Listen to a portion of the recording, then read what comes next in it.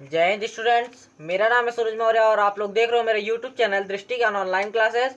So students, आज मैं आया हूँ आपके लिए अपने साइंस का अगला टॉपिक लेके। पार्ट पिछले जो थे हमारे उसमें हमने देख रखा है कि प्रकाश का परावर्तन, यहाँ तक शायद हमने पढ़ लिया। हाँ, यहाँ तक हमने पढ़ लिया है प्रकाश का परावर्तन क्या है, ठीक है। और प्रकाश के परावर्तन से संबंधित कुछ परिभाषाएं भी थी, उसके बारे में भी हमने पढ़ रखा है। सो गाइज, आज हम उसके अगले का टॉपिक देखेंगे जो है परावर्तन के नियम। क्या है गाइज? परावर्तन के नियम। यहाँ पे मैंने लिख रखा है परावर्तन के नियम, ठीक है। देखिए, परावर्तन के ना दो नियम है। कितने नियम है गाइज? तो परावर्तन के दो नियम है। परावर्तन के दो नियम क्या क्या है, बस यहाँ पे मैंने लिख रखा है। बहुत ही नियम है। और एक बात और भी जान लीजिए कि परावर्तन का ये जो नियम है, और इसके बाद आगे आप लोग पढ़ेंगे जो अपवर्तन का एक नियम आएगा। ये दोनों नियम बहुत ही ज्यादा इंपॉर्टेंट है, इसलिए आप इसको क्या कर लीजिए, पहले से स्टार बना लीजिए। आपको जितने स्टार इस पे बनाने हो, क्योंकि देखिए पेपर में ये जरूर से पूछता है, ठीक है। परावर्तन के नियम पेपर में जरूर पूछता है, तो आप लोग पहले से इसको स्टार लगा के रख लीजिए, क्योंकि ये इतना ज्यादा इंपॉर्टेंट नियम कि मैं आपको बता ही नहीं सकता, ठीक है। देखिए, अब इस नियम में क्या है, दो नियम है, ठीक है। क्या है? परावर्तन के नियम है, ठीक है। परावर्तन के मुख्यतः दो नियम है। कितने नियम है गाइस? दो नियम है। पहला नियम क्या कह रहा है, देखिए इस चित्र के माध्यम से अपन समझेंगे। और हाँ, जब भी आपको जो है लिखने के लिए आ जाता है पेपर में कि परावर्तन के नियम को दर्शाइए या फिर परावर्तन के नियम को लिखिए, परावर्तन के नियम को समझाइए, तो आपको इन दोनों नियमों को लिखना होगा और इसके साथ साथ ये चित्र जरूर से बनाना होगा। मैंने आपको पहले ही वीडियो में बता रखा है, पिछले पार्ट में बता रखा है कि परावर्तन से संबंधित कोई भी चीज अगर आ गई तो आपको चित्र जरूर से बनाना है, ठीक है। चित्र पे आपको नंबर मिलेंगे। क्यों? क्योंकि चित्र ही इसमें सबसे ज्यादा मायने रखता है। चित्र से ही जो एग्जामिनर होता है आपका ना, कॉपी चेक करने वाला, वही समझता है, ठीक है। चित्र से ही देख करके समझता है कि बच्चा कितना पढ़ा लिखा है, ठीक है। तो बिना देरी के आ जाते हैं अपने टॉपिक पे। देखिए, चित्र के माध्यम से अपन दोनों नियम को समझेंगे, क्योंकि नियम बहुत ईजी है, ठीक है। बस चित्र है, उठा के इस पे रख दिया है या फिर इसको उठा के उस पे रख दिया है, दोनों में से चाहे जो भी कर सकते हो आप। देखिए, पहला नियम क्या है अपना? पहला नियम कह रहा है आपतित किरण। मैंने इसमें क्या, कौन सी किरण आपको बताई? आपतित। तो ये है, ये किरण है ना आपतित, ये है आपतित किरण। और क्या कह रहा है? परावर्तित किरण। परावर्तित किरण कौन सी है? ये वाली है, ये हो गई अपनी परावर्तित किरण। तथा अभिलंब। अभिलंब क्या है? ये जो हमने एक आभासी एक लंबवत रेखा खींची है, ठीक है, तो वो क्या है? अभिलंब है, वही अभिलंब है। तो वही कह रहा है आपतित किरण, परावर्तित किरण तथा अभिलंब, तीनों परावर्तक पृष्ठ के, परावर्तक पृष्ठ यानी कि यही जो दर्पण है अपना, ठीक है, या फिर चिकना पालिशदार जो भी सतह है, ये परावर्तक पृष्ठ है, क्योंकि यहीं से इसका परावर्तन हो रहा है प्रकाश किरण का, ठीक है, कि एक ही बिंदु पर स्थित होते हैं। एक बिंदु यानी आपतन बिंदु। ले तो यहाँ पे अपन क्या करेंगे, आपतन बिंदु नहीं लिखेंगे, ठीक है। आपतन बिंदु यहाँ पे नहीं लिखेंगे। क्या लिखेंगे? आपतित किरण, परावर्तित किरण तथा अभिलंब, तीनों परावर्तक पृष्ठ के एक ही बिंदु पर स्थित होते हैं। बस देखिए कितना सिंपल सा नियम है, ठीक है। चित्र बनाइए, चित्र को उतार दीजिए, कुछ है नहीं। पहला नियम बहुत ईजी था, ठीक है, कुछ कह नहीं रहा है, बस क्या कह रहा है?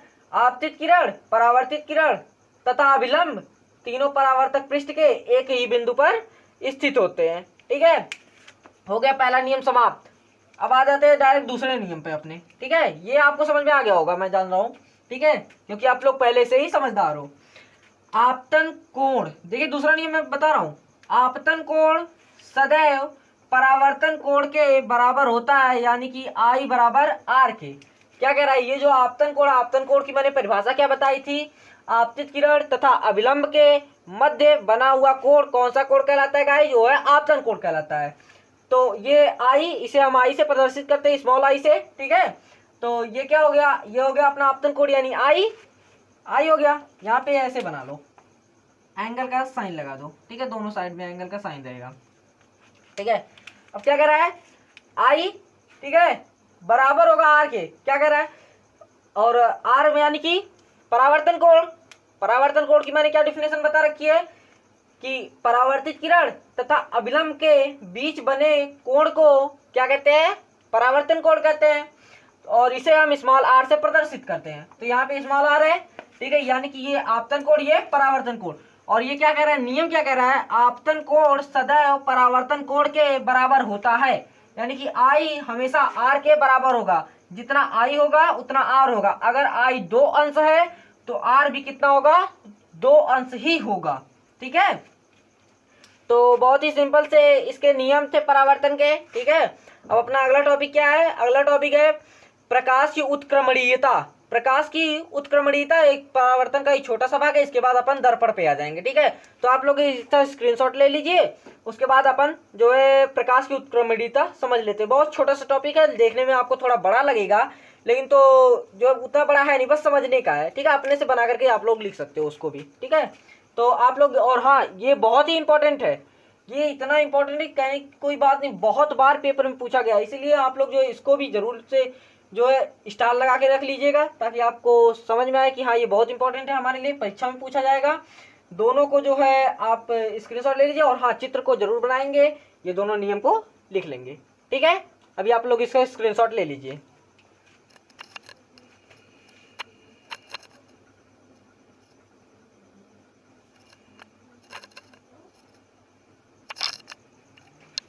सो गाइज आ जाते हैं अपन नेक्स्ट टॉपिक पर। नेक्स्ट टॉपिक क्या है, मैंने बताया कि प्रकाश की उत्क्रमणीयता।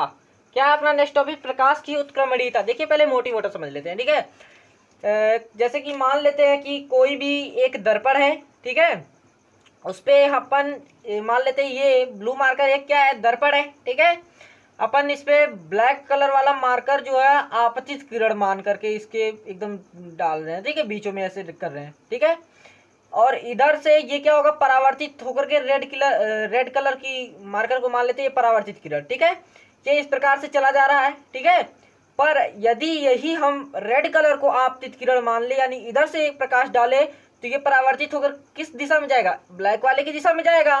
ठीक है, यानी कि ये भी आपतित किरण का काम कर रहा है, ये भी आपतित किरण का काम कर रहा है, ये भी परावर्तित किरण का और ये भी परावर्तित किरण का। तो सेम कंडीशन गाइस यहाँ पर भी वही अप्लाई होने वाली है। देखिए क्या है, प्रकाश की उत्क्रमणीयता क्या है, यानी कि बदल देती है। क्या करती है, बदल देती है अपने आप को।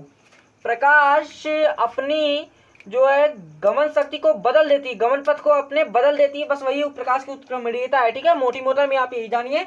देखिए आगे क्या है, अभी यहाँ पे आपका पूरा डाउट क्लियर हो जाएगा। देखिए क्या क्लियर है, देखिए क्या है, प्रकाश के परावर्तन की घटना में क्या क्या, प्रकाश की परावर्तन आपने पढ़ रखा है कैसे होता है। ठीक है, प्रकाश के परावर्तन की घटना में यदि परावर्तित किरण कौन सी है गाइस, ये वाली है ना, जो यहाँ से आने के बाद टकराव होने के बाद परावर्तित होकर के जा रही है। ठीक है, यही परावर्तित किरण है।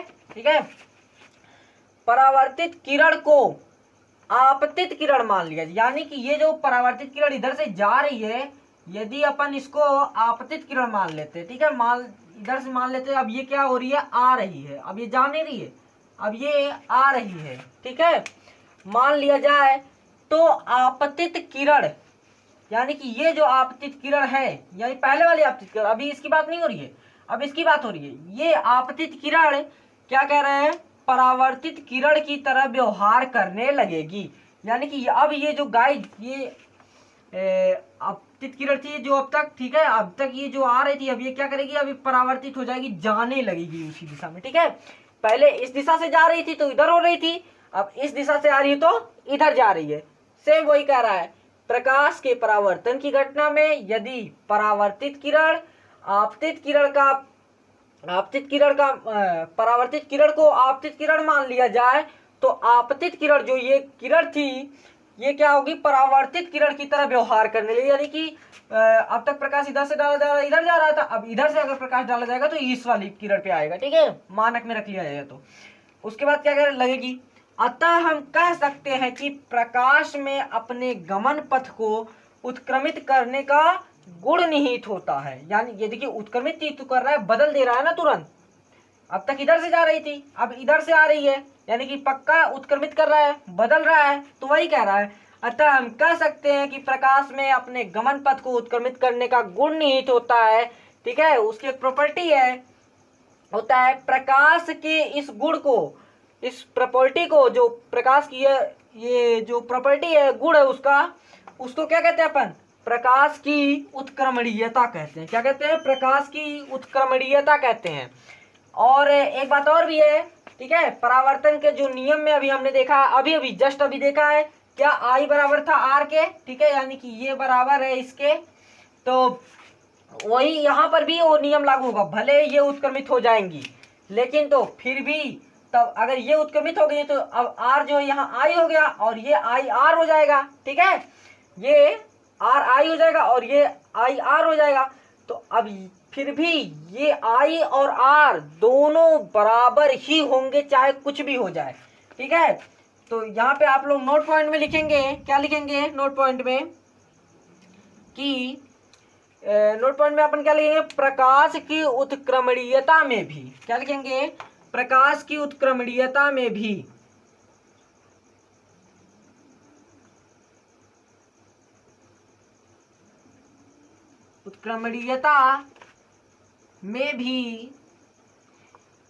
आई बराबर एंगल आर होता है,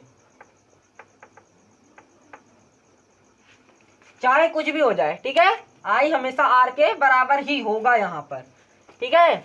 यानी कि इसका मतलब होता है एंगल ऑफ क्या होता है, ये तो एंगल ऑफ रिफ्लेक्शन है, ठीक है।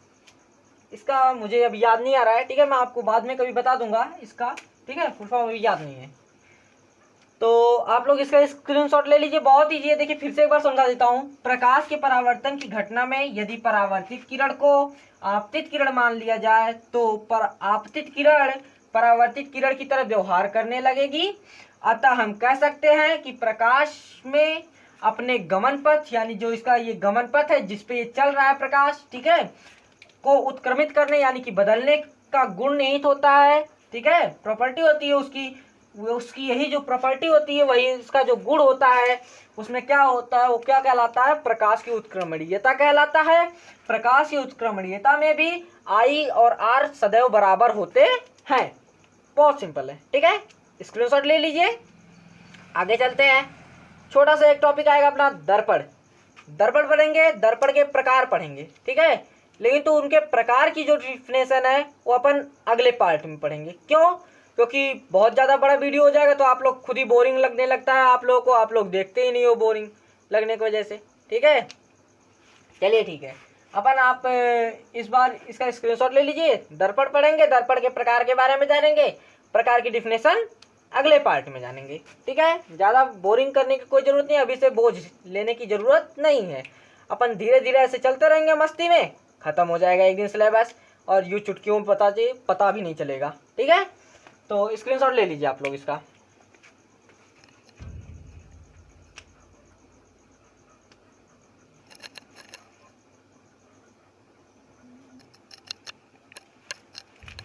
सो गाइस, यहाँ से शुरू होता है हमारा दर्पण यानी कि प्रकाश का ये जो चैप्टर है, इसका महायुद्ध यहीं से शुरू होगा।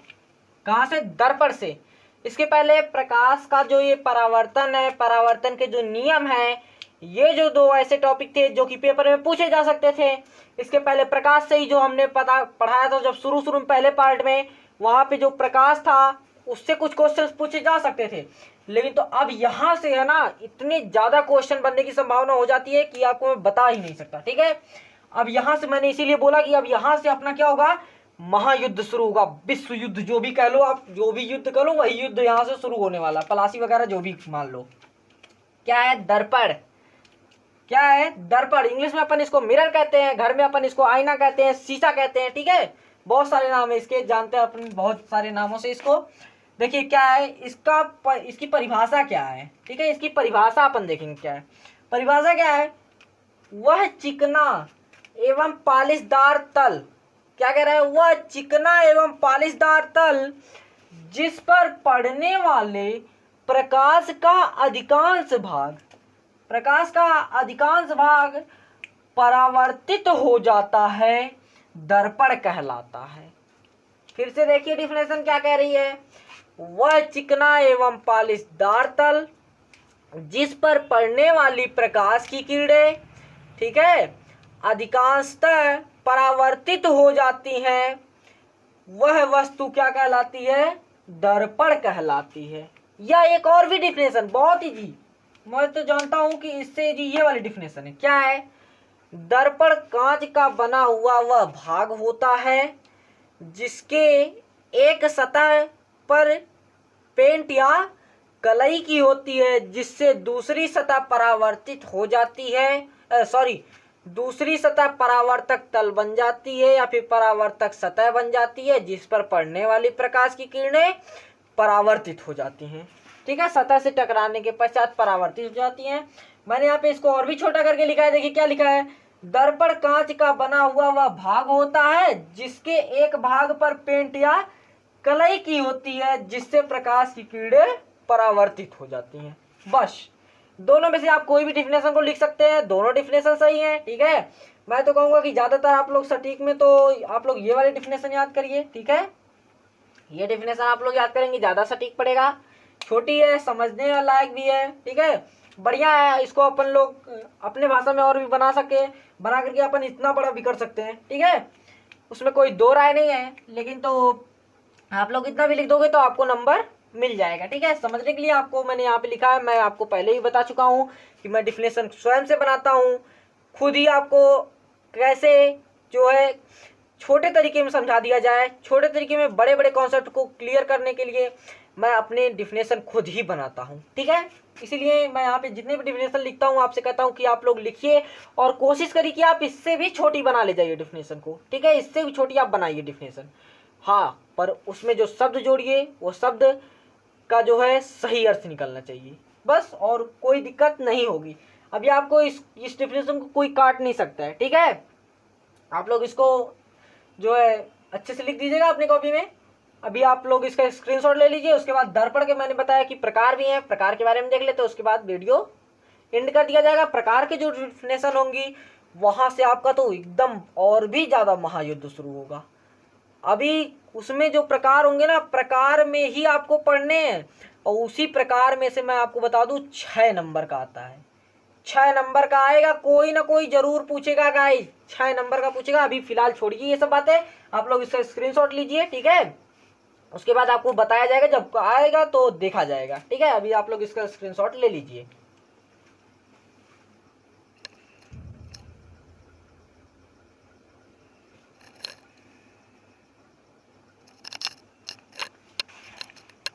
सो गाइज आ जाते हैं अपने नेक्स्ट टॉपिक पर। क्या था? दर्पण के प्रकार। देखिए दर्पण के बस 2 प्रकार होते हैं। ठीक है, एक होता है गोलीय दर्पण, एक होता है समतल दर्पण। ठीक है, क्या होता है? एक गोलीय दर्पण होता है, एक समतल दर्पण होता है।